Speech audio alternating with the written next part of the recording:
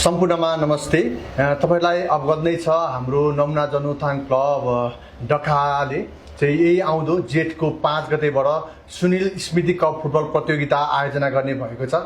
सोही क्रममा चाहिँ हामी विभिन्न हाम्रा शुभचिन्तकहरू त्यसगरी हाम्रा क्लबका साथीहरू विभिन्न सङ्घ संस्थाहरूलाई चाहिँ हामीले चाहिँ आर्थिक सहयोगको हिसाबले चाहिँ एउटा अपिल गरेका थियौँ। त्यही क्रममा चाहिँ मैले मेरो आत्मीय साथी हुनुहुन्छ यहाँ निशान बुढाथोकी, उहाँ पनि हाम्रै सिन्धुली जिल्लाबाट हुनुहुन्छ, तीनपाटन गाउँपालिकाबाट हुनुहुन्छ। उहाँलाई चाहिँ मैले थोरै रिक्वेस्ट गरेको थिएँ र त्योभन्दा पनि पहिला उहाँ केआइसी को फाउन्डरको रूपमा पनि रहनु भएको छ र उहाँले यो केआइसी मार्फत हामी यो केआइसीसम्म आबद्ध भएको भनेको 2080 सालदेखि हामी आबद्ध रहेका छौँ केआइसीसम्म।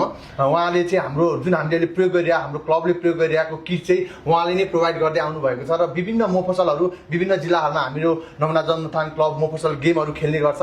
सो क्रममा पनि उहाँले हामीलाई साथ सहयोग गर्दै आउनुभएको छ र यो बेला पनि एउटा खुसीको खबर छ, हामी सम्पूर्ण हाम्रो क्लबका मेम्बरहरूलाई चाहिँ अब सुनिल स्मृति कपमा चाहिँ उहाँले चाहिँ त्यहाँको प्रथम पुरस्कार चाहिँ हाम्रो निशान बुढाथोकी सरबाट चाहिँ केआइसी कोबे इन्टरनेसनल एजुकेसनको तर्फबाट चाहिँ प्रथम पुरस्कार चाहिँ उहाँहरूले हामीलाई चाहिँ सहयोग गरिदिनु भएको छ।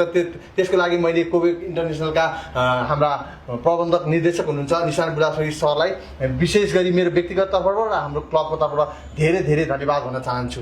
म र हामी निशान सरको तर्फबाट पनि केही छोटो सुन्न चाहन्छौँ। होइन, अब यो हाम्रो विजय सरले होइन योभन्दा अगाडिदेखि हामी चाहिँ एउटा भनौँ न सम्बन्धको हिसाबले छोटो समयमा एकदम हितैषी मित्र बन्ने अवसर, एकअर्कालाई बुझ्ने अवसर पनि पायौँ। योभन्दा अगाडि पनि मैले सरलाई सकेको सहयोग गर्दै आएको थिएँ। यसपालि पनि एउटा हाम्रो यो सुनिल स्मृति कप आयोजना गर्न लाग्नु भएको छ। यो खुसी लाग्छ मलाई चाहिँ एउटा जुन एउटा डकाबासीलाई मात्र नभएर सिङ्गो कमलाखोजवासी, सिङ्गो सिन्धुलीवासी होइन सम्पूर्णमा यस्तै स्मृति कपहरू भोलि हामीबाट कोही टाढा गए तापनि उसलाई सम्झिरहन सकियोस्, एउटा सम्झना स्वरूप यो कप गरिन्छ जस्तो लाग्छ मलाई। यसको लागि सरलाई फेरि पनि धेरै धेरै धन्यवाद।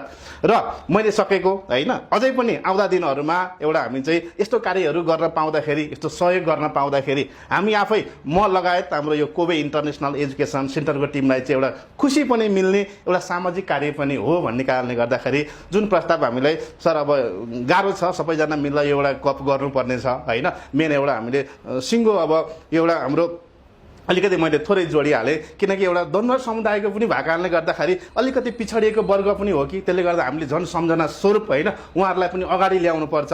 यहाँले जातीय कुरा पनि उठाउन लाग्नु भएको छ, त्यसले गर्दा पिछडिएको वर्गलाई चाहिँ झन् अगाडि उठाउनुपर्छ भन्ने उहाँको सोच देख्दाखेरि झन् यो मैले पनि सहयोग गर्नै पर्छ जस्तो लागेर हामीले एउटा हाम्रो अफिसको टिम बसेर सल्लाह गरेर यो सुनिल हाम्रो स्मृति जो हुने कप फुटबल गेममा चाहिँ हामीले प्रथम पुरस्कार चाहिँ हाम्रो केआइसी कोबे इन्टरनेसनल एजुकेसनको सेन्टरको तर्फबाट चाहिँ हामीले प्रदान गर्छौँ भनेर हामीले उहाँ विजय सर लगायत सम्पूर्ण भनौँ न नमुना जनउत्थान क्लब डकालाई चाहिँ यस अहिले मात्र नभएर पहिलेबाट हामीले सहयोग गर्दै आएका छौँ र आउँदा दिनहरूमा पनि हामीले सकेको सहयोग निरन्तर गर्ने बाचा गर्दै म सरलाई यो अवसर प्रोभाइड गरिदिनु भएकोमा, प्रदान गरिदिनु भएकोमा धेरै धेरै धन्यवाद पनि भन्दछु। धेरै धेरै धन्यवाद निशान सर, यसरी साथ सहयोगहरू गर्दै आउनुभएको छ। हामी भविष्यमा पनि तपाईँबाट यो अपेक्षाहरू राख्छौँ। उहाँ आफै पनि एउटा समाजसेवी, एउटा युवा हुनुहुन्छ होइन। हाम्रै जिल्लाको मैले अघि भनिसकेँ र सिन्धुलीमा त्यसरी बानेश्वरमा त्यसरी पुतली सडकमा उहाँको यो फाउन्डेसन रहेको छ र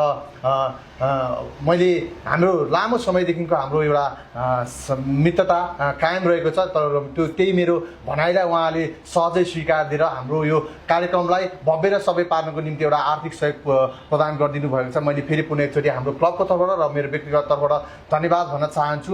यसरी नै मैले विशेष गरी चाहिँ सुनिल भाइको विषयमा थोरै जोड्न चाहेँ। भाइ अत्यन्तै राम्रा खेलाडी हुनुहुन्थ्यो र त्यो भाइको निधन भएको 4 साल भइसकेको थियो। हामी क्लबले चाहिँ धेरै अघिल्लो समयदेखि गर्ने यसरी यो कार्यक्रम चाहिँ गर्नुपर्छ भन्दै गर्दा पनि हाम्रो क्लब आर्थिक स्थितिले कमजोर भएको कारणले अलिक नसकेको अवस्थामा यतिखेर भने हामी सबै साथीभाइहरूलाई गुहार्दै अहिले हामी गर्न सफल भएका छौँ। निशान सर जस्तो व्यक्तिहरूले हामीलाई यसरी सहयोग गरिदिनु भएको छ। विभिन्न साथीभाइहरूले पनि धेरै सहयोग आएको छ।